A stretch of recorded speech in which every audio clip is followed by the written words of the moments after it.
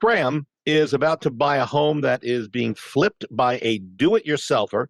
And in this email that we just received, he says he's recently read a report that some of the worst homes are those that were owned by do-it-yourselfers and flippers.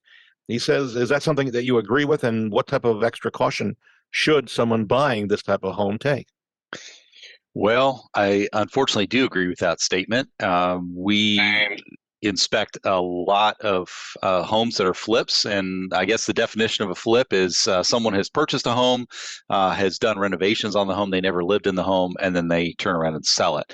The problem with the flips is you don't necessarily know who's done the work. We see a lot of situations where it does not appear that any sort of permits were pulled for the work.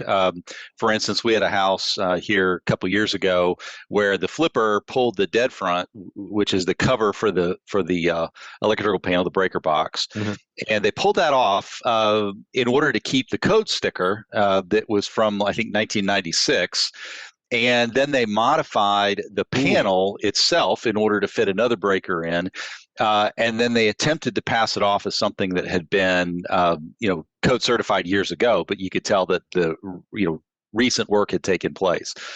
Things like that. In that house, they also had capped off one of the return air ducts and a supply to a bathroom, which happened not to have a window in it. So that room was going to get extremely hot or extremely cold, depending on the weather. Lots and lots of problems with plumbing. The flips can be really difficult. Home Team actually has a note in our report that gives a little bit more information about, essentially it says, hey, this looks like it might have been a home that was flipped. Please understand that while everything may look great, we can't see what's, behind walls. We don't know what type of work has been done where things are hidden. So I don't want to paint the picture where every flip is terrible, but you definitely walk with a little bit more caution in those type of situations, because you just don't know who's done what.